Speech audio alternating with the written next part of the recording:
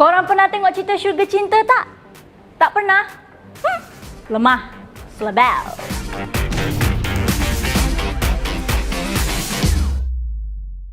Hai, Assalamualaikum semuanya. Annyeonghaseyo yorobun. Anda bersama dengan saya Cema dalam Boom Expose. Kalau korang pernah tengok cerita Syurga Cinta, pastinya korang mengenali pelakon utama filem tersebut, iaitu Heliza Hilmi dan juga Awal Asyari.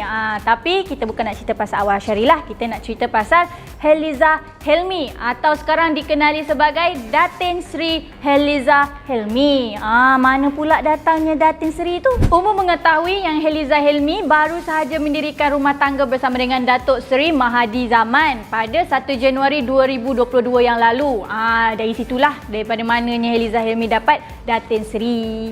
Jadi disebabkan pasangan ini baru sahaja bernikah, jadi macam-macam ceritalah kita dengarkan orang duk sibuk sembang pasal mereka berdua ini. Dan ada satu cerita yang menarik lah yang sis nak ceritakan pada yorobun-yorobun semua. Ada pihak yang mendakwa bahawa Datuk Seri Mahathir Zaman ini merupakan seorang duda. Bila Datin Sri dengar, dia macam terkejut. Betul ke? Tapi Datuk Seri pun memberi kenyataan, dia membidas dakwaan tersebut. Katanya sebelum berkahwin dia merupakan seorang teruna dan bujang. Lebih spesifik lagi, bujang telajar. So dakwaan yang mengatakan Datuk Seri merupakan seorang duda tu adalah tidak benar sama sekali lah. Daripada mana dia dengar Datuk Seri tu seorang duda, tak tahulah. Korang ni grup gosip korang pelik-pelik tau. Nak join boleh? Jadi itulah dia kisahnya. Elok orang tu sebelum kahwin bujang, korang kata dia duda.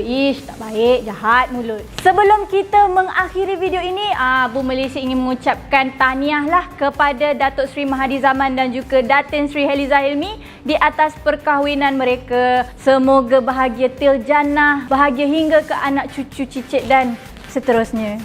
Gitu. Jadi guys, macam biasa sis ingatkan jangan lupa untuk follow Boom Malaysia di semua social media platform. Kita ada Facebook, Twitter, Instagram dan juga TikTok. Lepas tu guys, jangan lupa untuk like, komen dan share video ini, and subscribe juga YouTube Boom Malaysia and turn on notification supaya korang akan dapat notifikasi setiap kali kami post video baru mengenai berita-berita menarik di dalam Malaysia dan juga luar Malaysia. Sampai di sini sahaja video kita pada kali ini. Kita jumpa lagi di video akan datang bersama dengan saya Cema Yorobun di Boom Expose. Bye bye. Annyeong.